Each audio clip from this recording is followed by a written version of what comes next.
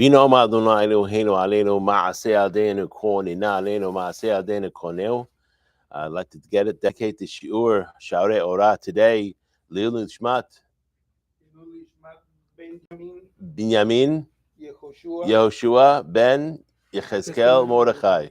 Ruach Adonai tenechenu b'gan Eden. And his father is here participating in the class. So based on the Torah we're going to learn today, may his neshama have aliyah in the Shemaim. Okay. This is for Benjamin, Yehoshua, Ben Yechezkel Mordechai. Chazak. Okay. So it says over here, we're in Shaare Orah, in the publication that's in the thumbnail, on page Kof Pei Daled, and we are below the line. It says over here, Min hamakor hanikra ensof. Okay, the makor, which is the source for everything is of course, the ensof. Now he's going to discuss, there's a little bit of a discussion amongst the Mekubalim about this topic, okay? Shitat Rabbeinu, the opinion of the rabbi who wrote this book, his name is Rabbi Yosef Gikatilia, B'chol makom, in every place, Shiamakor hanikra ensof hu haketer. The Rabbi Gikatilia, when he refers to the Ein Sof, he says the Ein Sof and the Keter are sort of the same thing. Okay? That whenever he's referring to the Makor, it's the Ein Sof and the Keter. Okay? V'nechleku al zeh hamekubalim. But the other Kabbalists, they disagreed, or they have a different opinion or a different perspective. She'Ein Sof ilat ha'ilut hu me'al haketer. The Ein Sof is above the Keter. Right, because the keter is already a feature of after the tzimtzum, right? The Ein Sof has nothing to do with the tzimtzum, right? Because if you think about the model, first there was Ein Sof, right? And then there was tzimtzum, and then there was a kav, and then the first sfira was keter, right? That was from the kav. Now, the reason why the rabbi is holding that the Ein Sof and keter are the same is because the Ein Sof and the Keter are connected to each other directly. There's no very close. Correct, not only close, but they're directly connected. So it's really one. So the way he's looking at it, the Ein Sof comes into on the Keter, right? So the Keter is really the Ein Sof. Whereas other Mekubalim say these are two different, not different. I shouldn't say different. Be careful how I say it. They're not exactly the same. Okay. Because one is called Ilat Ha'ilut, one is the highest of the Ha'ilat Ha'ilot. K'mosh katav Rabbeinu Bachye, B'tchilat Parashat Breshit, V'zel Shano. Rabbeinu Bachye, another Rishon Mikubal, right? Rabbeinu Bachye, yes, what does he say? V'da v'haven, and you should know and understand, Ki Ilat Ha'ilut lemala min keter, that the Ilat Ha'ilut, which is the Ein Sof, is lemala, is above the keter. And this is what it says in Sefer Yetzirah, Eser Sefirot Beli Ma, Eser Velo Tesha, Eser Velo Hadesre, which means there are 10 Sefirot, 10 and not 9, and 10 and not 11. So he's saying the Perush, Eser Velo Tet, 10 and not 9. What does that mean when the Sefer Yetzirah says that? Shaare HaKeter Yesh Lachshov Min HaKlal. The keter has to be included within the klal of the sfirot. So it's not 9 minus the keter, it's 10 with the keter, okay? Perhaps this explains the whole concept of the dot. Maybe he's going to say it. Because when you think about the keter, you don't have the dot. But when you have the keter not thought about, then you have the dot, right? You still have 10. You still have 10, exactly. Maybe this is the source of the difference in perspective between whether the keter is one of the 10 or not, or it's part of the Ein Sof. Let's continue on. Kihu mikor novea hakol tuluim bo. Why? Because the keter is the makor that is spilling over, that everything is tied to. Eser velo ahates, right? 10 and not 11. Lefisha en lachshov min haklal mala min keter, because whatever is above the keter is not included within the Eser Sfirot, and of course that would be the Ein Sof. V'hu ilat ha'ilut v'hu davar ne'elam. This is ilat ha'ilut, the highest of highs, and it is ne'elam, it is hidden. En lomar alav lo yesh v'lo ayin. We don't say about the Ein Sof that it is or it's not. We just don't say anything. About about the Ein Sof? That's correct. We don't talk about the Ein Sof at all, okay? Interesting. Because the Keter is called Ayin, nothing, right? And then Chokhmah is Yesh Me'ayin, Wow. okay? So Keter is the Ayin. So what's the Ein Sof? There's nothing we say about that. It's not Ayin, it's not Yesh. It's definitely not Yesh, and it's not Ayin either. If you think about it, it's really everything. But we don't talk about the Ein Sof because we can't touch it. It's beyond our comprehension. Even the Keter itself is beyond human comprehension. Okay. That's what Rabbeinu Bachya says. Rabbeinu Bachya says about the Keter, you don't say yes, you don't about the Ein Sof, you don't say yes, you don't say ayin. About the Keter, you would say ayin. V'chen katav Rabbi Yehuda Chait, and also Rabbi Yehuda Chait wrote in his Perush on Sefer Ma'arechet HaElokut, Chelek Gimel, Hineh mevoar lecha keshemesh she'ha'Ein Sof eno ha'keter chalila. That he says that the Shamash, that the Keter is not the Ein Sof. So he specifically says it is not the Ein Sof. This is in another Sefer. The Omer Kazeh Diber Hashem Sarah. And the person who says that the Keter and the Ein Sof are the same, he's speaking against God.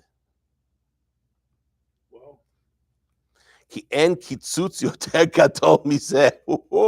Because there's no greater cutting of the shoots than this. Okay? Shehu magdiro umagbilo umachniso b'mispar b'shiur b'shem. Because what is he doing when he says the Keter and the Ein Sof are the same? He's magbil, because the Keter is magbil. It's within the Tzimtzum. That's what we said before. The Ein Sof is not in the Tzimtzum. The Ein Sof is outside the Tzimtzum.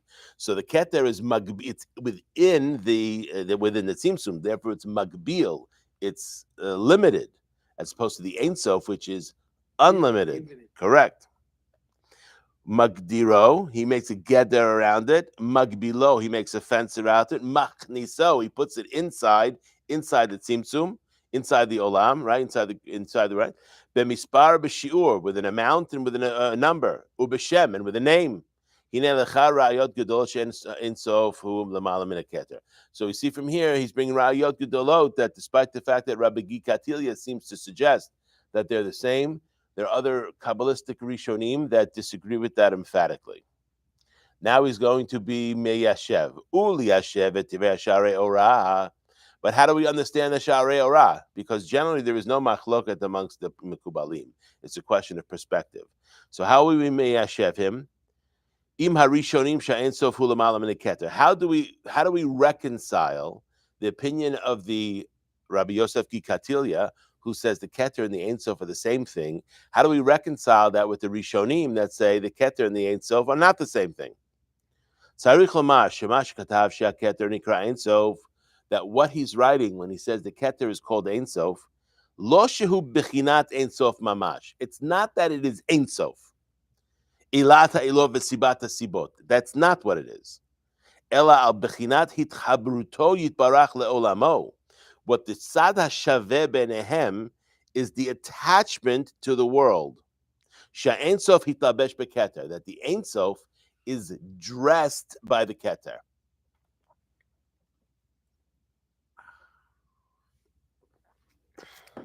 K'mo shekatav haramak, like Rabbi Moshe Cordovero wrote in the Pardes Rimonim, Ein Sof hu remez le'ilat ha'ilot. Ein Sof is a remez, is a hint to the ilat ha'ilot, the heights of the high. V'kavana en ketz v'sof l'ramamuto v'en davar sheyichlaluhu. There is no, what does it mean, Ein Sof? That there is no end, there is no ketz, there is no completion and no end to his romemut, his awesomeness, yes?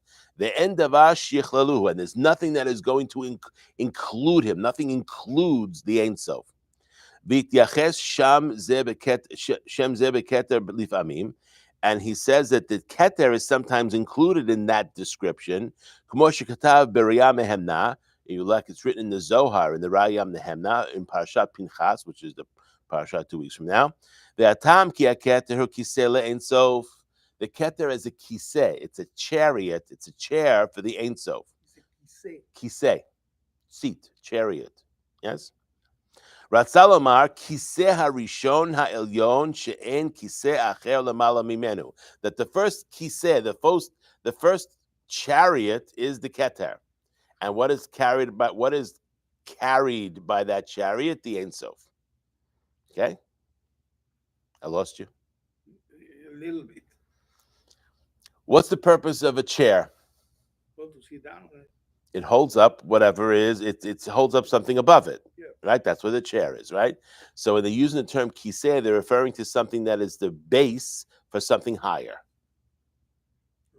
Okay, what's a merkava? It's sustaining it. So, no, that's not. That would be the exact opposite. In Kabbalistic terms, the kiseh doesn't sustain what's above. Okay, what's above sustains the chair. Okay, got it. Now I got it.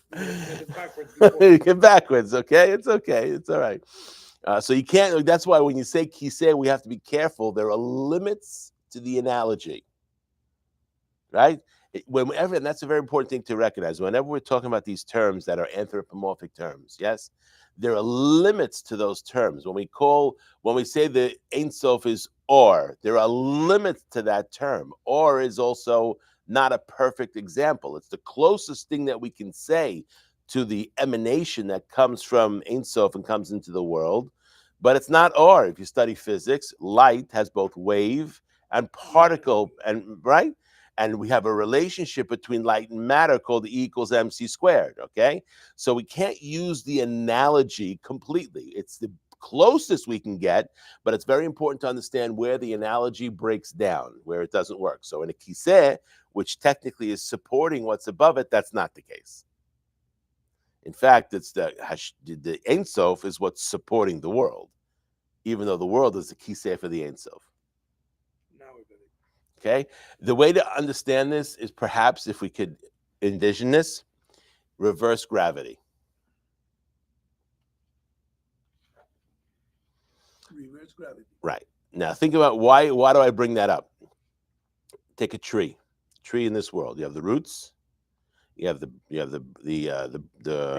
trunk, and then you have the branches, right? The root is on the bottom, the trunk is above that, and the branches are higher, right? When we use the term of a tree in the Kabbalah, it's the exact opposite. The root is up, the branch and the trunk is below it, and then the branches are below, which means why does a tree grow up? Because it grows against gravity. So if we change the nature and trees would go with gravity and they would go down, okay, then the roots would be high, then the trunk, and then the leaves, okay? So it's almost like a reverse gravity. Did I lose you? No. Okay, good. You're talking my language. Baruch Hashem. Okay, let's continue on. All these scientific things are much over. Beautiful. Okay. Where are we up to here? So what the Rayam Nehemna is saying is that the keter is the highest kiseh, because the keter is a kiseh for the Ein Sof. Lefisha Ein Sof rochev alav, and the Ein Sof is rochev alav, is riding. That's why it's also referred to a kiseh or a chariot. What do you do with a chariot? You ride a chariot. Yeah. Good. Okay. Umit alem betocho, and it's hidden within it, which means within the keter is the Ein Sof. It's hidden. That's the concept of levush. What's levush? That the outer is less close than the inner. Yes, levush. The clothing covers up the body. The body is the clothing for the soul. The part that's closest to Hashem is the soul, then the body, then the clothing. That's the concept of levush. That whatever is more internal is more. It's okay. We'll take notes. Whatever is more internal is closer to Hashem. Which is the neshama after all. Correct. Made in his likeness. Correct. Okay, let's continue on. But even the physical body is made in his likeness as well. It's not just a neshama, right? Okay. ולא יקרא כן אלא מצד הבחינה העליונה המתאחדת והמדבקת באין סוף. So only about this aspect, this is what it says here in the Pardes Rimonim, that technically the Keter is a kiseh for the Ein Sof. The Ein Sof is mitlabesh within the Keter, and therefore this is why he's saying Rabbi Gikatilia is referring to them as the same thing. It's going to be the same thing. Let's continue on. Ubiyer hanefesh chaim, and the nefesh chaim explained, she'ein sof eno kinui la'atzmuto yitbarach. This is also important. The Ein Sof is not a kinui, is not a nickname for atzmuto. What is atzmuto? His essence. That we have no words. There's no words to discuss essence. Zero. As much as we said the Ein, as much as the Ein Sof, we can't say it's Ein or it's Yesh. Atzmuto is even more, if you can imagine that, than Ein Sof, as far as its hiddenness. So just like there's nothing we can say about the Ein Sof, right? Regarding Atzmut, we have no name. There's nothing. Ein Sof, we say it's Ein Sof. Atzmut, there's no name. Ki atzmut ein sof baruchu, hu satim mikol sitimin, because the essence of the Ein Sof is hidden more than anything else. Remember, we said ilat ha'ilut v'sibat ha'sibot. What does that mean? Ilat ha'ilut, which is the highest of the high, v'sibat ha'sibut. What is sibat ha'sibot? What does that mean? The cause of all causes. Siba is the driver, is the cause. So the Ein Sof is the cause for the creation, is the world, yes? But, correct, but, what do we say about he's saying over here about the Atzmut?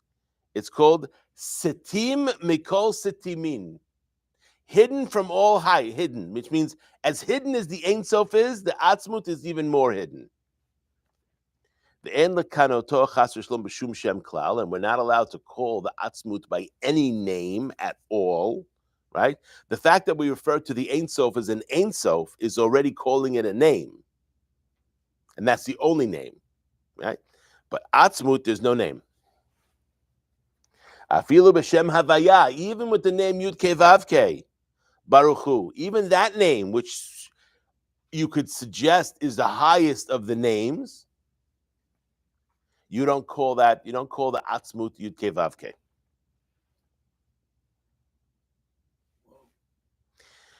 All we do in this world, this entire book, all the tefillot that we have, we are basically relating to how Hashem is relating to us. But we're not touching Atzmut, essence. We don't have any connection to that. No one has any connection to that. It's connected because he relates to us. That's the connection. That's why it's Ein Sof. Technically, it's also Ein Rishon. Follow? If it's infinite, it's not just infinite in one direction. It's infinite in both directions. You have a ray. What's a ray? It's a line that has a beginning and continues on forever. Oh, a real ray. A ray in geometry. Yeah. What's the difference between a ray and a line? None. No, there's a big difference. One is written and the other one is not. No, come on. Let's think about that. A ray has a beginning and has no end. A line has no beginning and no end. Right? So when we refer to Ein Sof, it's really the ray. We're not saying Ein Rishon. We're only saying Ein Sof. Why don't we say Ein? We say it in Adon Olam prayer, right? In the Adon Olam, we say Beli Reshit, Beli Tachlit. So we're sort of hinting to this concept of no beginning and no end. This is, but when we refer to Ein Sof, okay, we don't say Ein Rishon, even though that's also correct. Why don't we say that? Because that certainly has nothing to do with us. Because that's the wrong direction. Ein Sof means that as Hashem is relating to us, there's infinite. It's in the initial way Hashem relates to us is in an infinite way, right? But the fact is that there's also infinite in the other direction. But that has nothing to do with us because that's not relating to us. That's why we call it Ein Sof. We don't call it infinite. Ein Sof. What does the word Ein Sof mean? No end. Implied within that is no beginning. But that's not the word we're using. We're using the word Ein Sof. We're not saying infinite, really. Did I lose you? Yeah. I lost you? No. Okay, good. No. Okay. This is very heavy stuff. This is about as heavy as it gets. Okay. So he's saying Ein Sof is not a kinui. What is a kinui? The term kinui means a nickname. When you name something, what do? You name to the neshama. When you give a name, what do? Any name that you give an item. Connecting it to whatever name you're doing. There's another thing you're doing. You're giving it an identity, which means you're giving it limitation. This is a bottle of water. This is not a bottle of wine. Which means I've limited this, that this is not a bottle of wine. It's a bottle of water. As you go higher and higher, you can't limit. So even the name Yud Ke Vav Ke, which is the most sublime of the names, Hayah Hoveh V'Yeh, which means beyond time, is still a name. And that's why to associate that, we don't call the Atzmut Yud Ke Vav Ke. Yud Ke Vav Ke is the way the Ein Sof relates to the world beyond time. Correct. Okay? And that's all the names of Hashem. If Yud Ke Vav Ke is like that, then all the other names are certainly like that. So all we're talking about is how Hashem is relating to the world. That's all the Kabbalah talks about. Doesn't talk about Atzmut at all. And doesn't talk about the Ein Sof almost nothing. It calls it Ilat ha'ilot v'sibat ha'sibot. That's Ein Sof. Okay? Kabbalah only talks how it relates to how we as the receiver are receiving from Ein Sof. But we do not talk about Atzmut, which is essence. When you're talking essence, you're already very minimal. You're already in what we call the bots. You're already in the mud. Okay. Ki Atzmut Ein Sof Baruch Hu Sati Mikol Sitimin, because the essence of the Ein Sof is even more hidden than the Ein Sof, and the Ein Sof is already hidden. So we're talking about things that are so beyond human comprehension that there's no even words to describe it. And if you're describing it with words, that's a problem. That's kotzetz benetiot. You're cutting the shoots. Person is cutting the shoots because you're limiting something that's unlimited. Then we do not give the essence, Atzmut, any name whatsoever. In fact, the only name we give Ein Sof is Ein Sof. That's it. No other name. I feel, and that name, Rabbi Ari Kaplan talks about this amazing. Why do we call him Ein Sof? We describe him from the negative.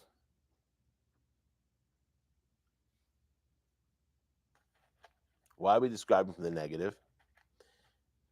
Because when you say not this, not this, not this, it's less limiting than when you say it is this.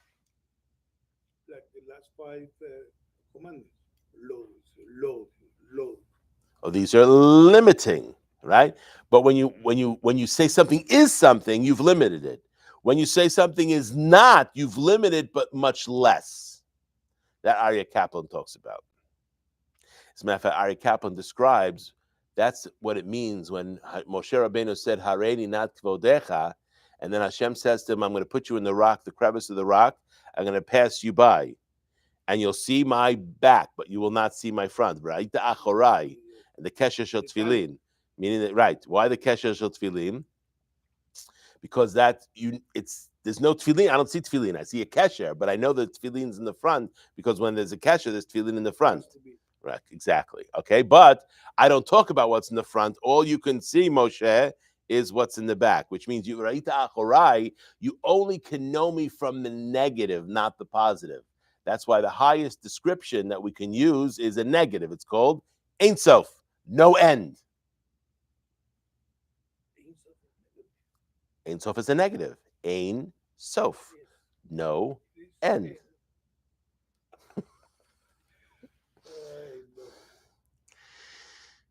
Afilu b'shem havaya baruch hu afilu b'kotzol shel yod devei. And also, not only just havaya, kotzol shel yod. Kotzol shel yod is the keter. It represents the keter.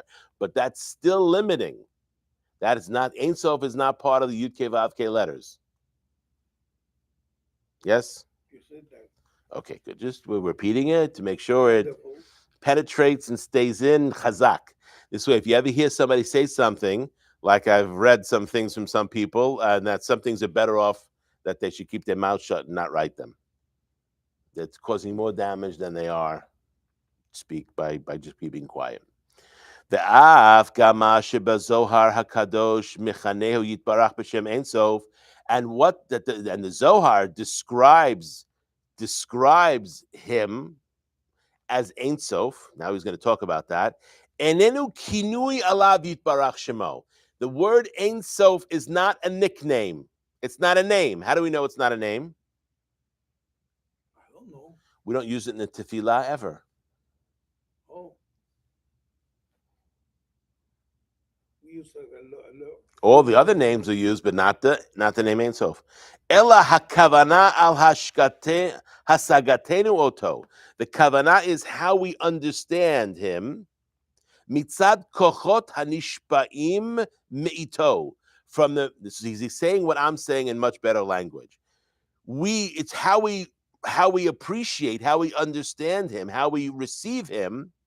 Mitzad kochot, from the side of the forces, hanishpaim meito, the forces that emanate from him and are influencing us.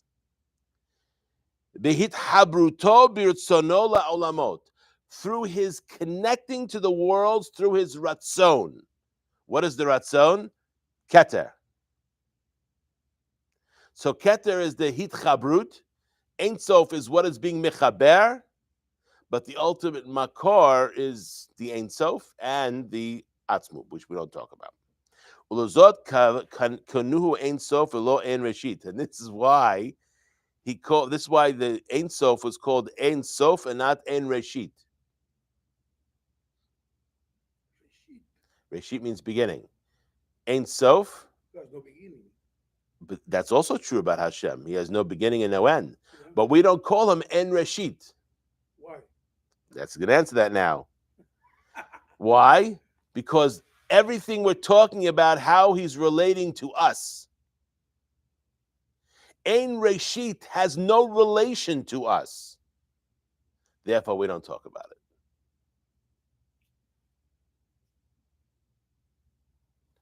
Let's picture this, okay? We said there's a line. Let's see, there's a line. A line has no beginning and no end. Okay? A ray has a beginning but no end. Now, let's just imagine that there was a line, and the only thing that exists on the left side of the paper. The right side of the paper, nothing exists over there.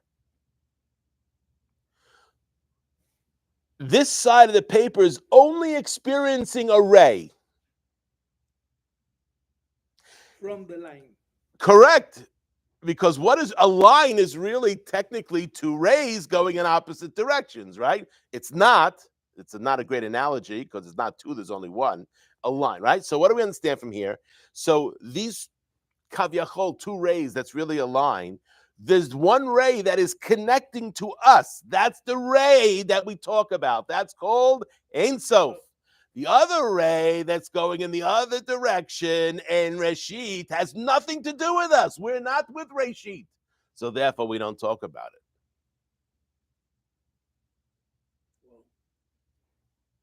And Nadia Kaplan explains that? Yeah, he does. He explains. He doesn't explain what I just said. I don't recall.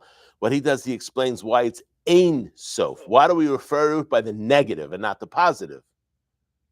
Right? Okay. I'm not even sure there's a word in Hebrew for infinite, in biblical Hebrew. Modern Hebrew, you have everything. Forget modern Hebrew. Modern Hebrew is probably going to borrow from another language. But ancient Hebrew, you could look in the Tanakh. Is there a word for the concept of infinite? I don't think so. Okay. Because Ein Sof relates to the ones who are influenced, the created beings. So therefore, we can, that's why it's referred to as Ein Sof. Okay? Any questions on that? That was very heavy. We good? Listen to it again. Very heavy. Okay. Now we're going to go back to the book itself instead of the Perush on the bottom. So how does he explain Rabbi Yosef Gikatilia? It's a difference in perspective once again. He's referring to the Keter as the Ein Sof because the Keter is the seat of the Ein Sof, and the Ein Sof is mitlabesh in the Keter. Okay? Nobody disagrees with that. Everybody agrees with that. The difference is that some people didn't want to say that the Keter and the Ein Sof are interchangeable terms. Rabbi Gikatilia was comfortable with saying they're interchangeable terms. As long as one understands the meaning, then you're not kotzetz be'ed netiot. It's not the name only, it's what the meaning is. Rabbi Yosef Gikatilia clearly understood there's a difference, okay? He calls them the same because vis-a-vis us, there is no difference. Even though maybe above there is a difference. We don't know. That's the perspective of Rabbi Yosef Gikatilia, despite the rabbis that wrote against the Rabbeinu Bachye and all that kind of stuff. And interestingly enough, because I'm sure the Arizal read through this book, because the Arizal said that there are only two Rishonim that you are allowed to study. Kabbalah, written Kabbalah. One of them is this book, Rabbi Yosef Gikatilia, and the other book is the Ramban. Which means if Rabbeinu Bachye wrote a book on Kabbalah, the Arizal did not include that in the books that one is permitted to study. So clearly this has the hashgacha, this book has the seal of the Arizal. So that's good enough for me to understand. The Arizal didn't think he was kotzetz b'netiot. Ramban. Okay. First of all, the Rambam doesn't write much about sod. That's what I was thinking. No, but Ramban, Nothing about Kabbalah. he says the Perush, his Perush on the Torah. His Perush on the Torah, a lot of sod there. Okay, let's continue on. All right. Ulfish yesh mayim acherim ra'im. So we discussed over here that there's mayim, right? There's mekor mayim chayim, the source of living water. What's the source of living water? That's the Ein Sof. There, Charles, you ready? Yeah, buddy? Right? Yes. The source of living water is the Ein Sof. Ulufish yesh mayim acherim ra'im, but there's another type of water. There's another type of water that is not good. V'nikraim mayim metim. Waters of death. There's mayim chayim, and there's mayim metim. We just read last week, the parasha. Mayim chayim el keli. But there's also mayim metim. Vehem hamayim ha'achurim. These are cloudy waters. Habaim mitamsit mayim hazedonim, that come from the tamsit, from the essence of mayim zedonim, waters of rebellion, waters of guilt, waters of purposeful negative activity. Shen be'erot nochriot. These are be'erot. These are wells that are foreign. Sheyesh bahen kama minei mayim hara'im, and they have different types of mayim ra'im, evil waters. Umehem yatsu me hamarim hame'ararim. Whoa! And from there came the water Hamayim Hame'ararim. What water is that? The water that they would feed the sotah in the mixture that they made. It was called Mayim Marim Hame'ararim. The bitter waters that cause curse. That's the way it described it. That's the way the Torah describes it. The Torah's term is Mayim Hamarim Hame'ararim. The water that is bitter, that is Me'ararim, that causes curses. And therefore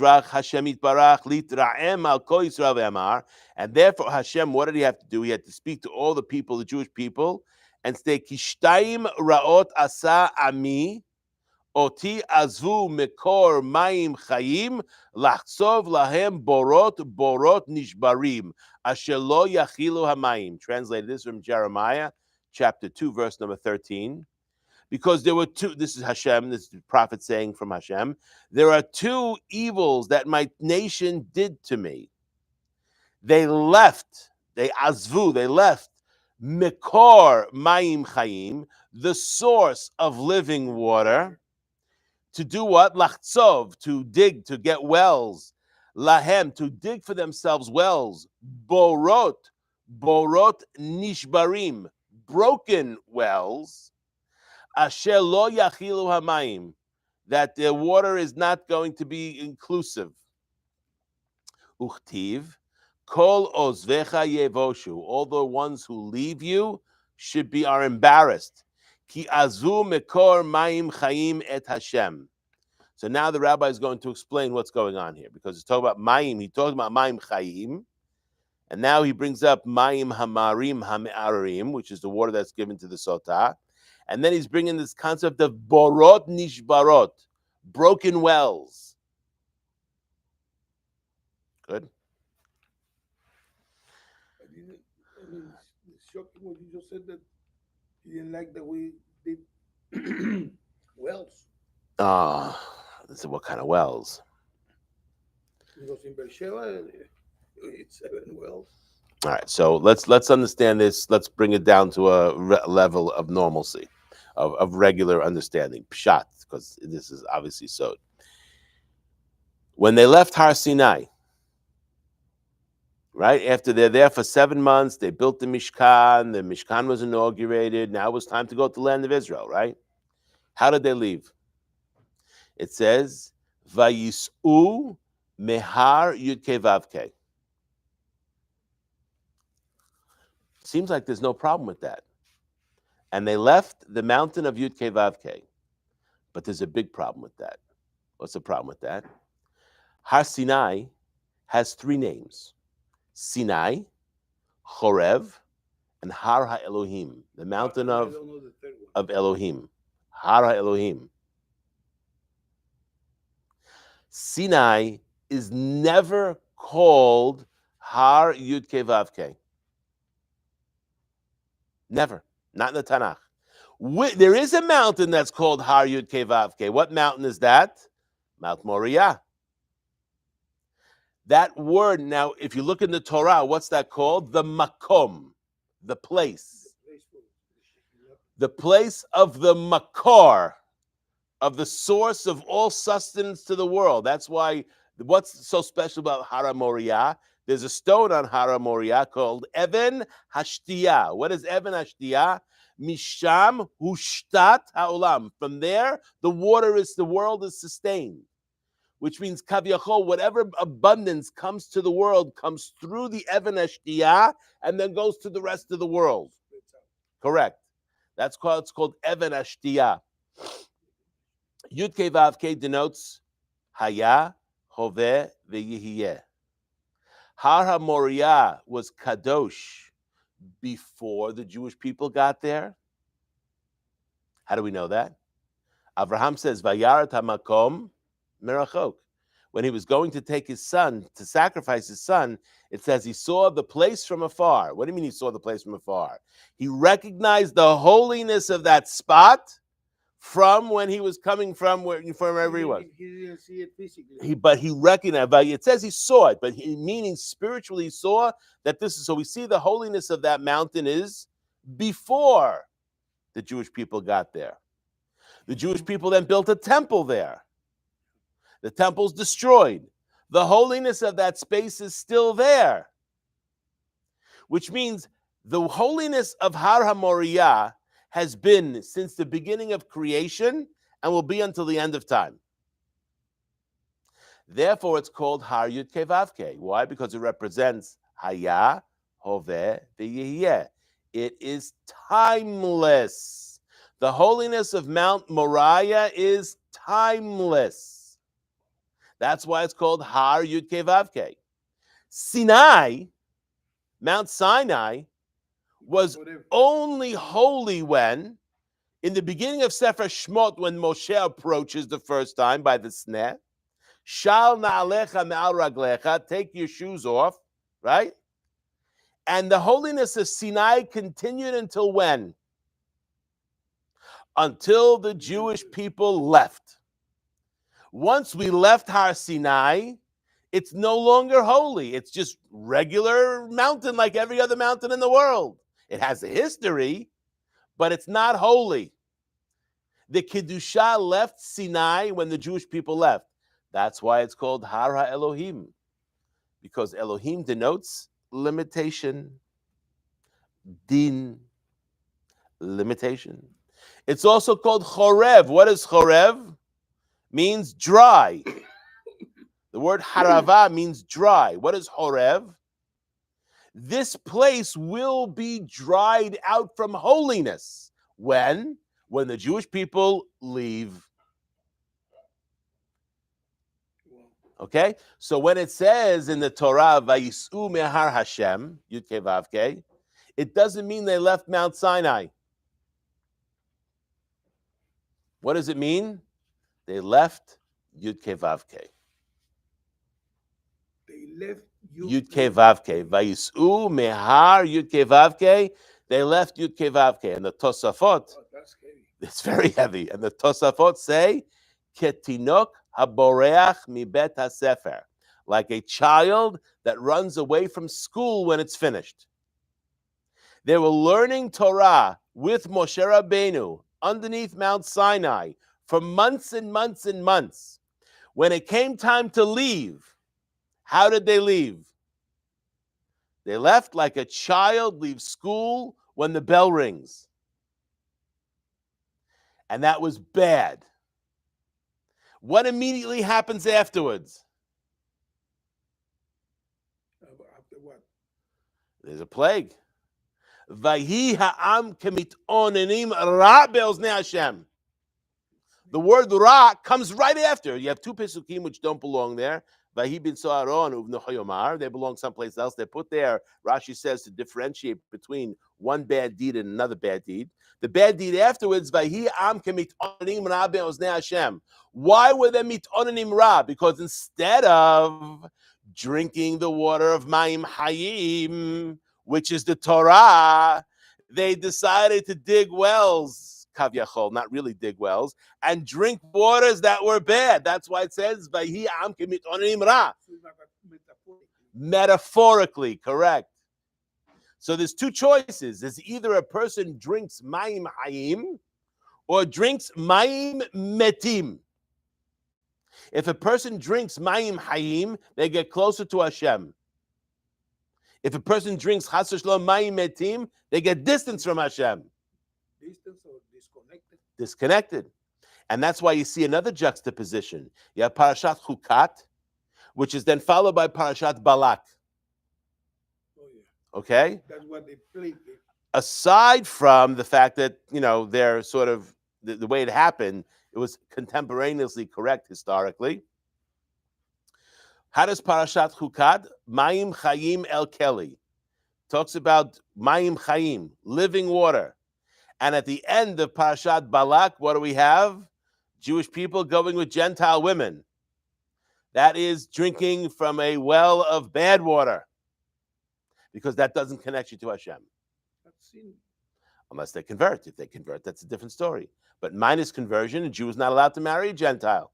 And a Kohen is not allowed to marry a convert anyway. That was not their purpose to come to the Jews. The purpose was to really Znut. kill us. The purpose of it was to do bad behavior. And that's what happened. If a person is not drinking from holy water, or good water or living water, they're drinking from borot nishbarim. So now you want me to explain what this talks about. What is Yirmiyah saying? You left azvu mekor mayim chayim.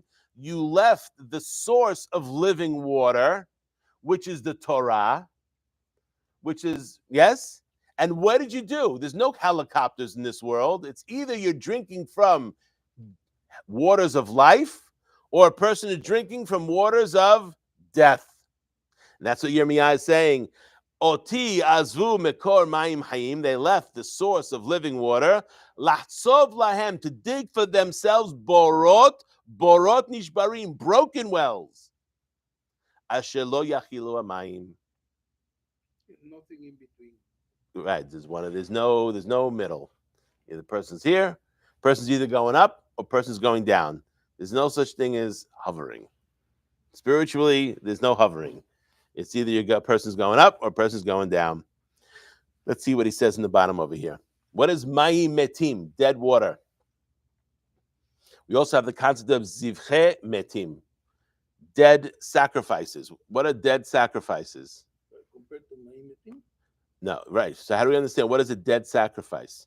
It says 3 people, 3 men that sat together and they ate and they did not say divrei Torah. The seudah is called zivhe metim, sacrifices that are dead. What does that mean? All sacrifices are dead. You don't eat living limbs from live animals. That means if a person is having birkat hamazon, 3 Jewish men are having having seudah, they have to talk divrei Torah. If they're not talking divrei Torah, which is mayim chayim, what are they talking?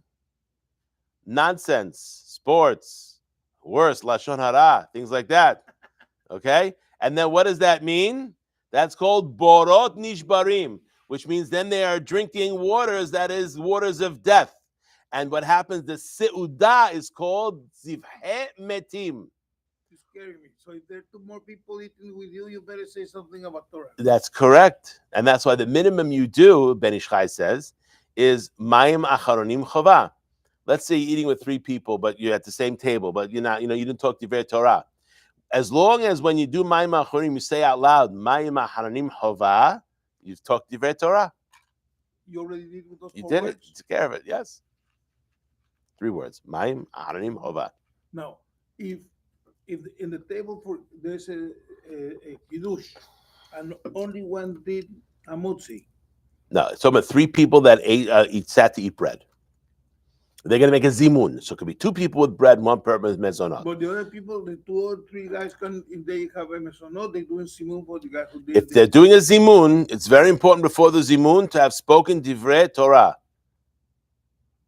Why do you think the Sfaradim start off Avarecha Adonai bechol et tamid tihilato befi sof davar kol nishma et Elohim yirav et mitzvotav shemo kizeh kol adam tihilat Adonai deber pivi v'arek kobasa shem kocho l'olam va'ed v'anachnu nevarech yam et Adoram haliyah v'yidaber elav zeh hashulchan shelifnei Adonai. This is what we say before we do the zimun. Why do we say that?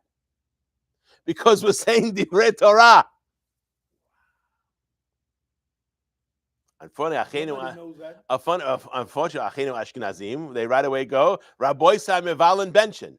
Now, technically, if they're following the halacha properly, we know the Ashkenazim say on Shabbat, Shir Amalo Peshuv Ayinu Kechomim. They sing that, right? But what unfortunately they don't do is just like they have a Mizmor of Tehillim that they're supposed to say on Shabbat, and they all say it on Shabbat. During the week, there's also a Mizmor Tehillim they're supposed to say. And that they don't say. Many of them don't say, I should say. They are not aware of it. It's in the Siddur. It's in the art scroll. It's there. Anyway, but it's very important. So they don't have to say the Mizmor as long as they are speaking Divrei Torah. If 3 men are sitting together and eating Seudah, there must be divrei Torah. Otherwise, the Gemara says it's called zivche metim. It's a sacrifice for avodah zarah. There's Elohim Chayim and Elohim. If there's Elohim Chayim, the living God, Then there is also Elohim Metim, dead gods. Elohim Chaim, we know what that is. What's Elohim Metim? All the Avodah Zarah in the world. Jesus, Christianity, that's all Elohim Metim.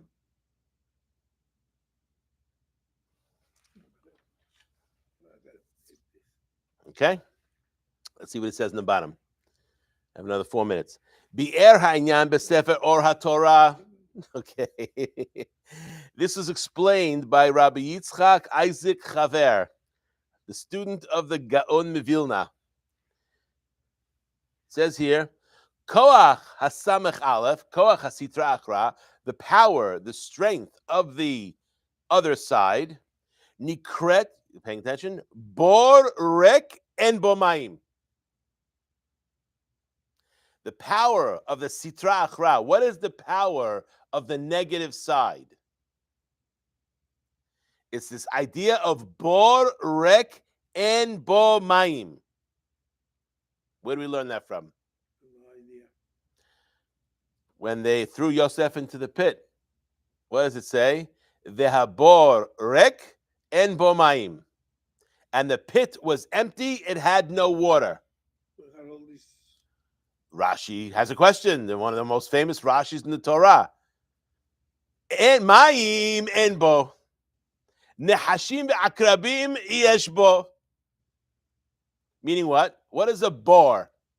A pit. Rek, empty.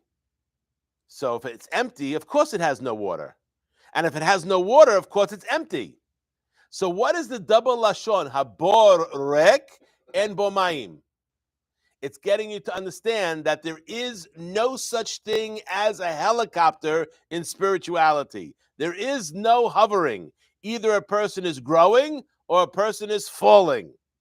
Because if there's no mayim, it doesn't mean when there's no Torah inside. What is there? Nehashim v'akrabim. So if a person is not learning Torah, what's happening is they are falling. And I'll show you another one. Wow. There are 3 levels of study, 3 levels of people. What is called a haver? What's a haver? A friend. But in the term of the Mishnah, when it says a person is haver, what does that mean? I have no idea. That means this person is knowledgeable in Torah shebichtav and Torah shebe'al peh. That's Javier. That's a haver. Chaver is someone who's a haver, that he's knowledgeable in Torah shebichtav and Torah shebe'al peh. What's less? Am haaretz. What's am haaretz? Ignoramus. What does that mean, ignoramus? There's some ignoramuses back then that knew more Torah than some people today. Why? Because am haaretz is a person who knows Torah shebichtav but doesn't know Torah shebe'al peh. That's am haaretz. And there's one level less. What is a person called who has no Torah shebichtav and no Torah shebe'al peh? What's he called? Boor. What is a boor? A boor is someone who has no Torah shebe'al peh and no Torah shebichtav. You want to tell you something? One second. In Spanish, we call donkeys boor. Okay, and what word is boor very similar to? Bar. That means either the bar is filled with mayim chayim, or if it has no mayim inside, it has nehashim ve'akrabim. Or if there's water inside, if it's not mayim hayim, it's mayim metim. That's what Yirmiyah is saying there. Wow. But it needs to be filled up. And Or either one. and what is the mekor mayim chayim? It says ki oti azavu. When it asks in the Tanakh, why did God exile the Jewish people out of the land of Israel? The Gemara discusses why the temple was destroyed. But just because the temple was destroyed doesn't mean we had to be exiled out of the land of Israel. The physical temple was destroyed. Physical temple was destroyed. But why were we also thrown out of the land of Israel? For our, It says, Al ozvam et torati. That's what Yirmiyah says. Machori, why is this land destroyed? Why is this land barren? Al ozvam et Torati, because they left my Torah.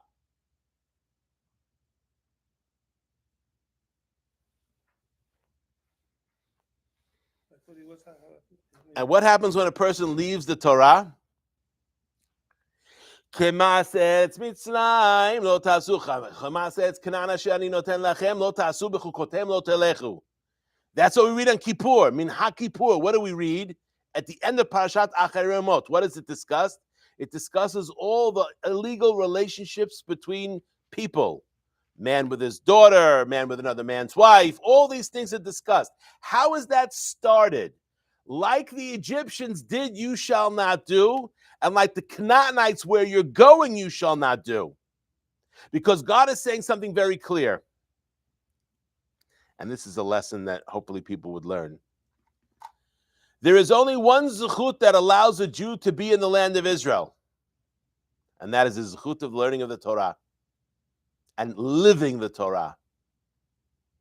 When a person is not drinking the waters of the Torah, they are drinking waters that are dead. And when doing that, they're inviting themselves to be thrown out of the land of Israel, as it says in the Torah. Don't do like the Egyptians did, and don't do like, because why? I threw them out. Canaan is being thrown out. Why is Canaan being thrown out? For idol worshiping. No. Well, again, partially out of worship, but more they're sexual deviants. That Hashem has no tolerance for. In Sodom, they weren't worshiping Avodah Zarah. Of course they were worshiping Avodah Zarah. Why was Sodom destroyed? Because of Avodah Zarah? No. Sodom was destroyed because they were improperly treating guests and getting into sexual things with them. Why did Hashem destroy the world with the flood? Because they were worshiping Avodah Zarah, and they were all worshiping Avodah Zarah except for Noah. That's not why he destroyed the world. What does it say? Ki shihet kol basar et darko ala aretz. Every individual spilled their stuff on the ground. Meaning what? In the Midrash it says, why was the world destroyed by the flood? Because they arranged marriages between men and men and beasts. That's what the Midrash says. When did Hashem decide to destroy the world? When they got so depraved that they were having marriages, contracts between men and beasts. Now just think about where we are in Western civilization. We're going back to how it was before, but this time there's not going to be a destruction like in the Mabul. Because what was the Mabul? The Mabul was Mayim al haaretz. What type of Mayim? Mayim Zedonim, what he just discussed here. The other Mayim, Noach was supposed to help them to bring to the world. What was that Mayim? The Mayim of the Torah. Noach was supposed to be the Mashiach. Noach was supposed to be Moshe Rabbeinu, the Neshama Moshe Rabbeinu. But Noach, for whatever reason, was unsuccessful in convincing his generation. And since they were, and think about, why was Noach called Noach? This one will console us, because for 1,000 years, Hashem made it that the land was very, very difficult to bring forth fruits and vegetables. Why did Hashem do that? As a punishment? No. As a way of keeping people out of trouble. Because when a person is foraging for food, they're not thinking about having relations with people they shouldn't be having relations with. A person is starving. That's job number one. When Noach was born after 10 generations, Hashem gave Noach the ability to show people how to farm the land properly, and he took away some of the curse that he gave the land that was from Adam. But he didn't teach anybody. Wait a minute. He did. They were then able to farm land. People stopped starving, stopped having all their time involved in rummaging for food. The goal was then to fill that time with Torah. But instead of filling that time with Mayim Chaim, they filled the time with Mayim Zedonim. So when it came time for destroying the world with a flood, Mamitim. So when it came time to destroy the world, what does it say? What does the word in Hebrew mabul mean? It's translated as deluge. That is wrong. Or flood. That's wrong.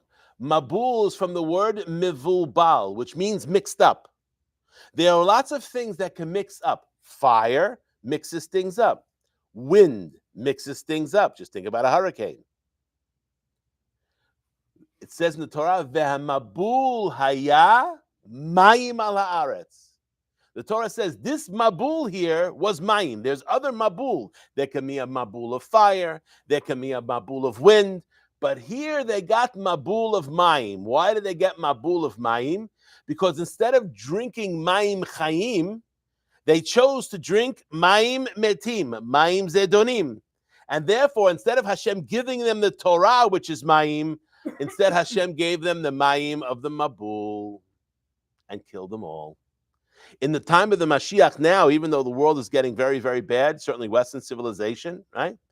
There's not going to be a mabul, but there's going to be COVID. charava. Haraba. Destruction. What do we mean by that? It says the world will exist for 6,000 years, and in the 7,000 years, it's called Harev. What is Harev? Destroyed. What does it mean? The world's going to be destroyed? On the 7th, on the 6th. What is Harev? Let's understand that. Destruction, really? Mashiach is then the world's going to get destroyed? What a downer. No. It's the end of the world as they know it. As we know it. No. I changed the words. It's the end of the world as they know it. For them, when the Mashiach comes, it's going to be a destruction of Christianity, destruction of Islam, destruction of Buddhism, a destruction of Western civilization, destruction of all of these things that have developed over the past 2,000 years that are against the will of Hashem. For us, it's not going to be destruction. For us, it's going to be Baruch Hashem, redemption. But for them, it's going to be destruction. Just think about how the Parsha Balak starts. What does Balak do? He realizes that the Jewish people came out of the land of Egypt, did amazing things. Then 40 years they were unheard from. And now when they come back on the scene, what do? They fight against Sichon and they fight against Og and completely destroy them. And Moab and they're right there. Moab and Midian are right there. Moab and Midian never got along. They hated each other. They fought with each other all the time. But when they saw the Jewish people successful right in their backyard, what do they do right away? They got together. And what do they get together? We have to recognize how we're going to fight them. We can't fight them conventionally. Why can't we fight them conventionally? Because they lost, Ammon lost property, land to Og and Sichon. They conquered the land of Ammon. And then the Jewish people took it from them. So what happened? They realized we can't fight them. Since Og and Sichon were stronger leaders than they were, Balak was not strong like Og, and Moshe Rabbeinu killed Og. So therefore he realizes we're not going to win this with conventional weapons. So what we got to do?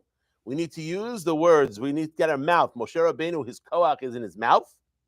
Therefore we need to have someone whose koach is in the mouth. That's why they brought Bilam. So we see when the Goyim recognize that the world is coming to an end as they know it, they reached out to Bilam. In the time of the Mashiach, they're not going to have any Bilam to reach out to. They're going to recognize they inherited lives from their parents and grandparents. That's what's coming. And for them, it's going to be charuv, destroyed.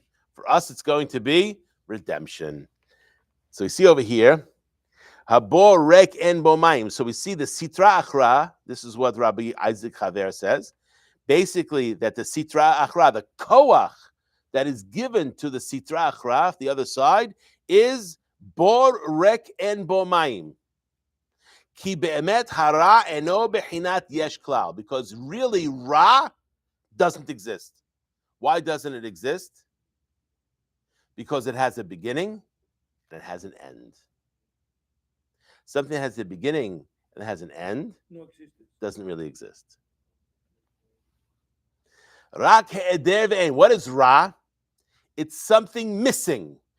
Evil has no essence. Evil is the absence of good. That's a mindset. Meaning the default is good. When good is not there, then there's evil. What is tum'ah?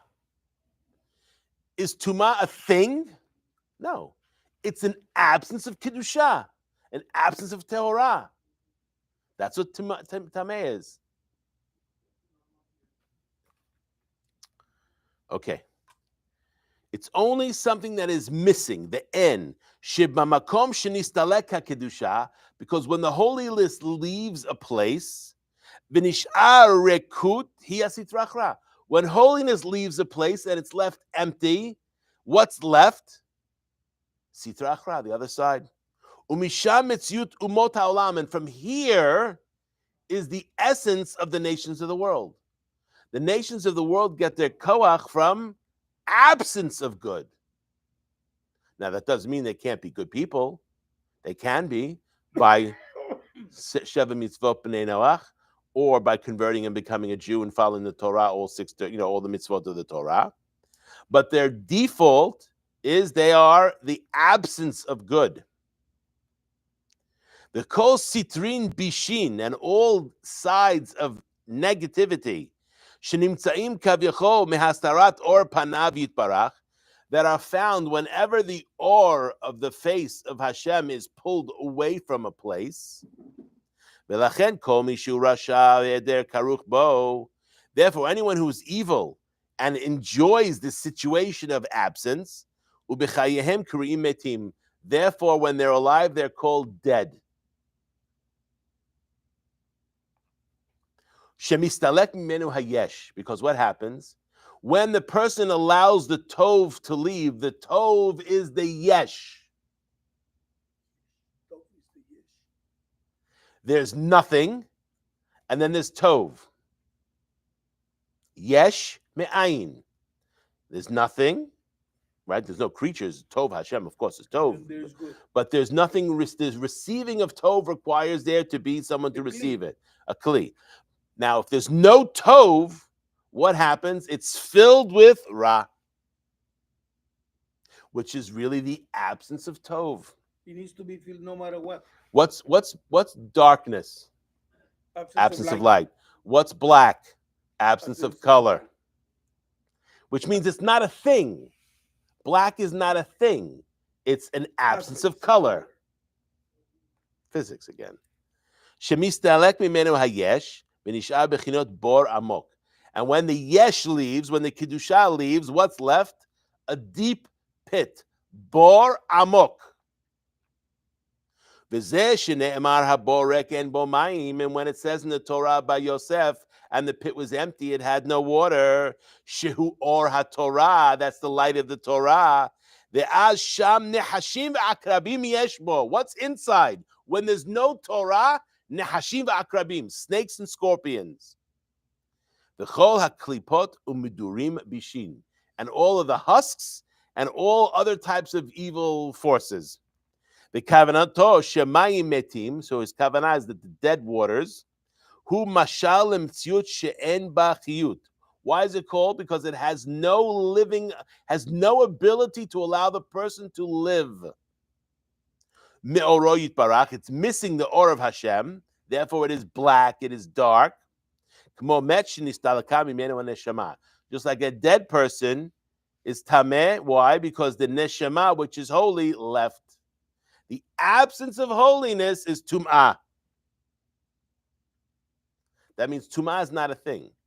Tum'ah is the absence of holiness. Okay. The kevan shekochot hatumah en bahem mayim shel chiyut, and because the forces of tumah have no sustained water that sustains life, hem nikraim bazohar, they're called in the Zohar mayim seruchim, waters that are spoiled, mikul kalim, waters that are destructive, umetim, and waters that are dead. And the sustenance of these waters is from the damage of the sin. V'harisa shegaram Adam bekochot be'olamot hakedoshim. And all this came because Adam Harishon ate from the tree that brought this evil to the world. Shemizen nimshach lehem shefa chiyut v'nitzotze or mu'at derech tzinot orchot al kalkalot. But in order for the tum'ah to have existence, there has to be a little bit of holiness. It cannot exist unless there is some small amount sustaining it that is holy. The spark of holiness. Wow. V'lachen kochot hara, therefore the forces of evil, that klipot, of course, everything is under Hashem. There's no forces here that have outside of Hashem. This is Christianity.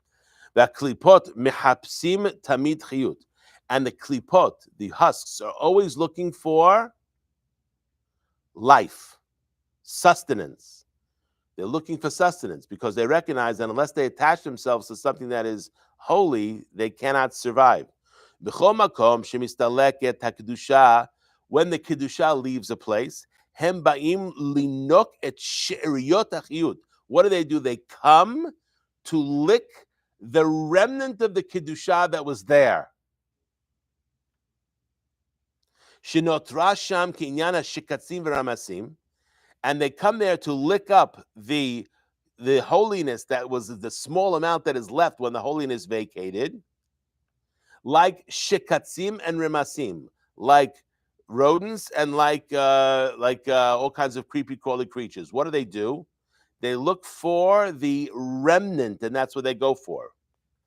Shebaim el chabit hadvash, they come to the barrel of honey, la'achar shenitrokna min advash, but the barrel is already empty. When the barrel is full, they don't come. But they come when the barrel is empty. Why? Because there's still some honey that's left on the walls, and they come to lick that honey take the honey that's on the walls. V'hu inyan hatum'ah, and this is the idea of the tum'ah shebechol makom. That's in every place. Shiotzet hachiyut ba'ah hatum'ah. When life-sustaining leaves, what comes inside is the tum'ah. Tum'at met kemistalaka neshama. When does tum'at met come? When the neshama leaves the body. Tumat keri, the tumah of keri, of seminal emission, the tumat le'edah, and the tumah of childbirth. Kishyotzim ha'chaim min ha'rechem. When life leaves the rechem, that's when she becomes tameh for a yoledet. The gam belayla shechalak shelchelak min nishmat adam ole lamala lidabek be'elyonim, and also at night, when a portion of the person's soul goes to the shamayim to answer for the things it did all day long, what happens? On the body, there's something called ruach ra'ah, ruach tum'ah. Why is that? Because the neshama leaves the body when a person goes to sleep to go to the shamayim and answer for what it did. That leaving, when the kedusha leaves a place, what's left over, that gives space for the tum'ah to come in. It's tzarich litol yadav, and that's why when a person wakes up in the morning, you have to make netilat yadayim. Ayen Shem Mishmuel Parashat Tazria. Look in a sefer called Shem Mishmuel Parashat Tazria, Nefesh Chaim Shar Aleph, Perak Yud Bet Be'agah. We good? I'm good. Keep going. I'm trying. You're taping? Uh-huh. What's that? I have an issue with this one. You want me to stop or do one more? No, you can continue. Okay. It's too interesting. Okay, let's do Kaf Chet. Where's Kaf Chet? Yeah, let's do one more. Mayim hamarim hame'ararim. What he brought up over here was the water from the Sotah, yes? The water that's called bitter and causes curse. Ayen Zohar, look in the Zohar, Parashat Vayikra Daf Yud Bet. Kucha brichu di'ikre be'er ma'im chayim. Kucha brichu, which is the Zer Anpin, is called be'er ma'im chayim. Why is that? I have no idea. Come on, think about it. What is the Kucha brichu, which represents the 6 sfirot? Yes. What is the body of those 6 sfirot? The one that stands out amongst the 6. Which is the one that stands out? We haven't learned. No. The Tiferet. You're talking Serampin. Zeranpin. The major part of, okay, let's think about the human body. Okay, yes, Tiferet is The human body. Yes. Human body. You have Chesed, the right arm. You have Gvurah, left arm. Tiferet is the heart. The Tiferet is the torso. That's the majority of the person. Then you have Netzach is the right thigh, Hod is the left thigh, the Yesod is the member, and the Atara is the end. So out of all that, what is the biggest part of the body is the Tiferet. The Tiferet represents Torah Shebichtav. The Malchut represents Torah Shebe'al Peh. Malchut. And that's why they always have to be together. When we study Torah with the Torah Shebe'al Peh, that's called L'Shem Yichud Kushabrechu Ushchintei. So when a person is studying just Torah, again, that doesn't mean he's studying the Tiferet. But if he learns Torah without the Torah Shebe'al Peh, then he has Tiferet and no Malchut. That's not the job of a Jew. You won't understand what's going on. Aside from the fact that a person is not making the connection, you need to connect. So the whole purpose is to connect. The way you connect to Hashem is by connecting the Torah Shebe'al Peh, Torah Shebe'al Torah Shebe'al Peh. What the explanations are. Correct. But the proper explanations, not the garbage. But here, now, let's think about it this way. The Malchut, there's two aspects of the Malchut, right? There's the Malchut that is Notel Etzad Yamin, and there's the Malchut that's Notel Etzad Small. We learned about this before, right? Yes. Okay? Now, the small is not bad. The small is just limited chesed. Yes? But there's another. What happens if there's no sustenance to the Malchut from the Ze'er Anpin? Not from the right side or from the left side. Where does the Malchut get her sustenance from? From Yesod. Let's do this again. Let's say, Chas v'shalom, there is nothing coming from above. Not from the Chesed side and not from the Gvurah side. There is nothing coming from the Yesod. Because for whatever reason, people are not behaving. So there's a separation that Hashem is mastir. He doesn't allow there to be abundance. Now the Malchut is empty. She's got no source from above. Where does she get sustenance from? The Sitra Achra, exactly. We discussed this before, right? Yes. That's called the Borot Nishbarim. So we see Kucha Brichu is called Maim Chaim, Mekor Maim Chaim. Why? Because all of the Maim Chaim comes through the Kucha Brichu. And the essential part of that is the Tiferet. That's how we start our prayers, to get connected to. Correct. The Avodah Zarah, what's that called? Borot Nishbarim. So when you look down, since what happens, the Gentiles, they didn't want to get sustenance from Mekor Mayim Chaim. So instead, where they get sustenance from? Avodah Zarah, the Sitra Achra. They have to fill out their kli anyway, so it doesn't come from the good part comes from Avodah Zarah. Okay? Now, that doesn't mean they can't change it. They can get the Sheva Mitzvot B'nai Noach allows a Gentile to get sustenance from the Ze'er Anpin and the Malchut. No coincidence why it's called Sheva Mitzvot B'nai Noach. 7. Why 7?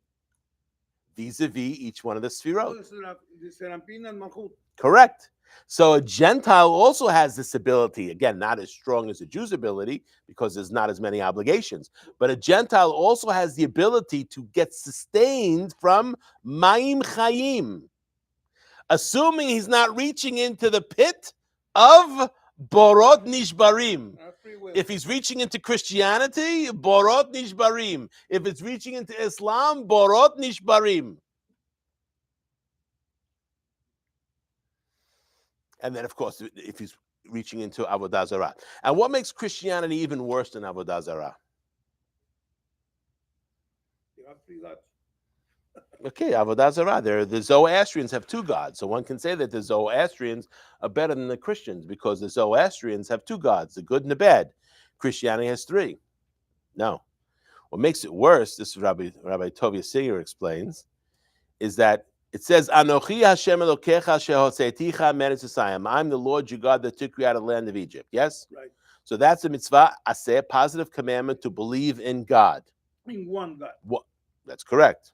The one that took you out of Egypt. Remember that one? That was 1. What's the next dibra? It doesn't say you shall not make idols. Lo yeh lecha Elohim acherim al panai. You shall not have any other gods Images. on my face. Very strange language. What is on my face? I don't share with anybody. The problem with Christianity is they think God is sharing with two other things. And they're saying something. That's worse than the next part, which is to have Elohim Achid, to have Pesel. Lo yelecha pesel v'chol temuna asher b'shamayim imal. You shall not have. Look at the Aseret HaDibrot. It starts off with, you shall believe in the one God. Next, you shall not have any gods on my face. It's one and not three faces, and however you want to touch it up, it's one and no three. And then the lowest level is Elohim Acharim Al Panai. His lowest level is Avodah Zarah Mamash, where they're bowing down to Pesel. But Christianity is even worse than that, because what happens is they have a relationship with the Father, but the Father is sharing with somebody else. And that's the mistake. They go through the Son to talk to the Father. Correct. All nonsense. Okay, let's continue on. So Avodah Zarah Ikre Borot Nishbarim. So Avodah Zarah is called broken pits. The Nun Mayim Hamarim, and these are the bitter waters. The Katav the Ramban wrote Bit Parashat Sotah in Parashat Naso. She'im nitme'a az hamayim shayu mayim regilim imtukim, that if the waters became impure that were previously waters that were sweet, ne'evchim be'me'eh l'mayim marim. Within her belly they become mayim marim, which means when the waters are taken, listening. Yes. When the waters are taken, there's nothing wrong with the water. When she drinks it, because her behavior was bad, If it was bad, the waters change and become mayim marim. Oh. It says ne'evchim be'me'eha lemayim marim. They become, no, before they become a curse, they become bitter, and then they become me'arim, cursed, or they cause curse, right? Dichtiv, uba, look at the pasuk. Uba, and the waters come to her. Hamayim hame'arim limarim. Look at the language of the Torah. You don't even appreciate. Look at the language of the Torah. I'll translate it word for word. And it comes into her the water that causes curse to bitterness, which means why does it cause curse? It's because it becomes bitter.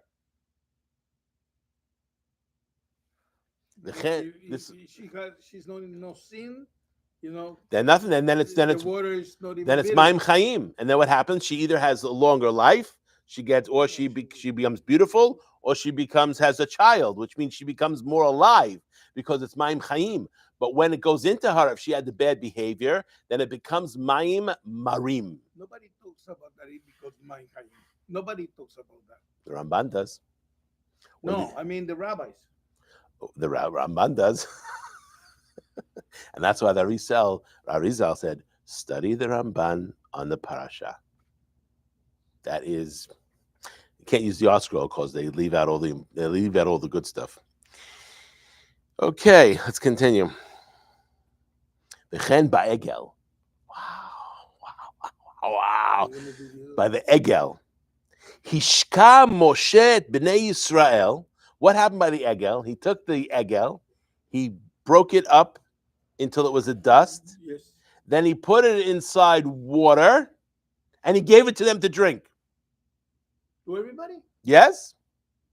Because what did these waters do? They were bodek. Who had in mind to worship Avodah Zarah, and who didn't? That's why the Gemara compares the mayim or the Mefarshim compare the mayim of the Sotah to the mayim that he gave, or the water that he gave at the Egel is similar to the Sotah. It has that same feature. Same consequence. Same consequence when it comes into that person. If that person didn't worship Avodah Zarah, didn't think about worshiping Avodah Zarah, Nothing. then nothing happens to him or becomes more alive. Whereas if the person thought about worshiping Avodah Zarah or did the Avodah Zarah, boom, dies. It comes down to the mindset again. Uben ha'egel hishka Moshe et bnei Yisrael badakotam kesotah. That's what says Masechet Avodah Zarah. That Moshe Rabbeinu gave them the water to drink, and he checked them like a sotah.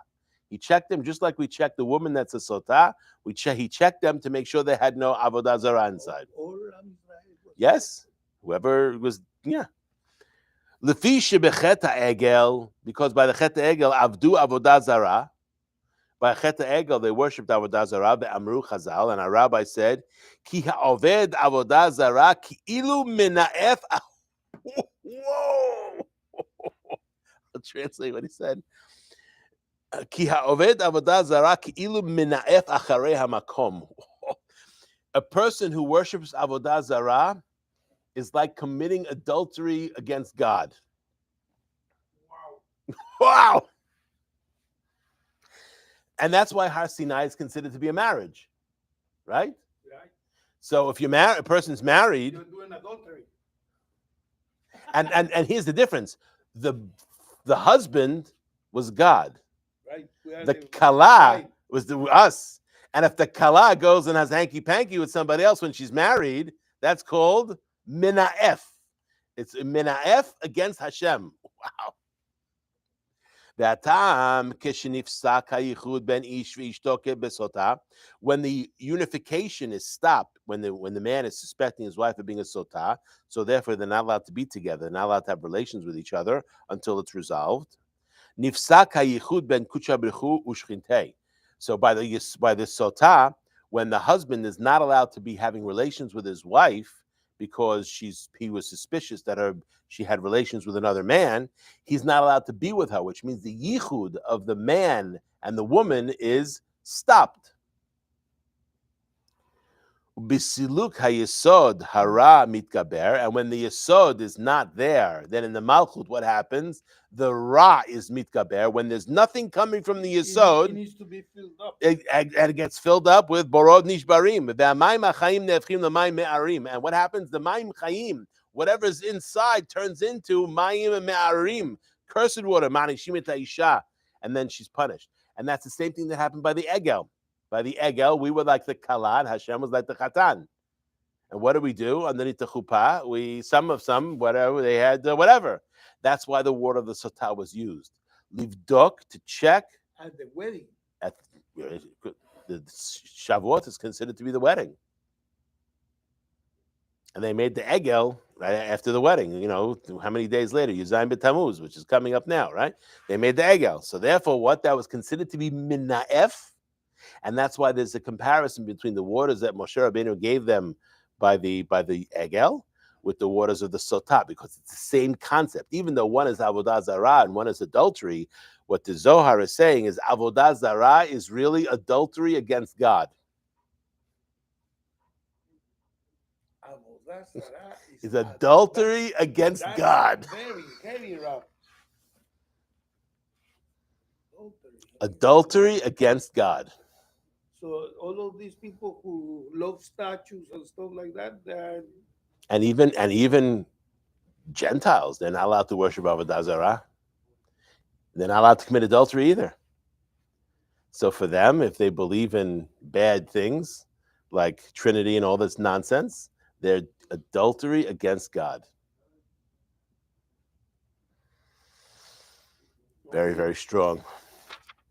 Okay, we'll stop here. Please. Baruch Adonai leolam, amen ve'amen.